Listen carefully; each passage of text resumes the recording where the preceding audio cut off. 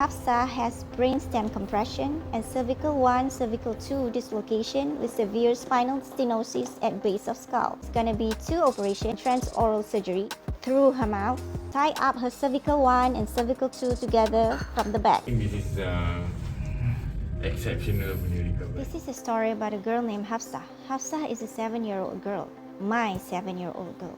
She's my third daughter out of 4 girls. She has Chiari-2 malformation, also known as Arnold-Chiari malformation.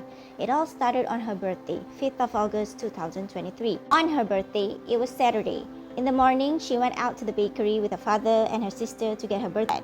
The next morning, Sunday, she is still having fever. The doctor said her white blood cell is very high. It was 34. We arrived at the emergency. They immediately made an x-ray and found out that Hafsah's lung is infected by adenovirus. Not just adenovirus infection. This is more towards nerve system.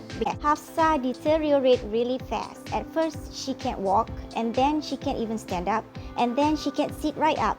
Then she can't even move that much, only like rolling on the bed left and right. We agreed to put her in ICU in KPJ. Doctors wanted to do MRI, but she was really unstable, so Hafsah was intubated. Doctors took the risk to do MRI before it was too late. After they make the MRI, that is when he confirmed that it was Chiari-2 malformation, which means there is a structure defect on her skull, which pressing her brain, and her brain is pushing down her spinal cord. When her spinal cord is pressed, that is when she cannot move. And Chiari-2 is congenital, which means she was born with it. Alhamdulillah, on the 20th of August, she was stable enough to be transferred to HSA. So instead of doing neurosurgery, the doctor said it will be an ortho surgery to decompress her brain and to make more space for her brain. Ortho doctors suggest us to bring Hafsah to HUKM, HPKK for the operation. But it will be so much better if we bring her to the hospital, especially for children.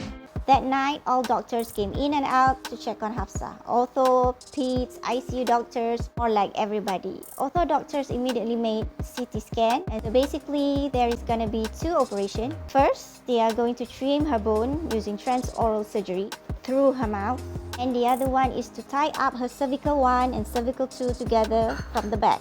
Her operation went about 2.5 hours. After that, she was transferred to ICU, the next day to HDU, and the next day to the ward. Unfortunately, the next 2 days, she was transferred again to the ICU. There was like an incident at the ward. After that, Hafsah seemed traumatized. Her tongue was out all the time. She kept drooling. She can't swallow. Her lips turned dark. She can't even say a word. With close monitoring, she started physio, speech therapy session, and all of the other treatments. Then one fine day, doctor decided that she is fit to discharge. This is exceptional punya recovery. So now we are in the road of recovery. Rehab is going to take about 3 to 6 months.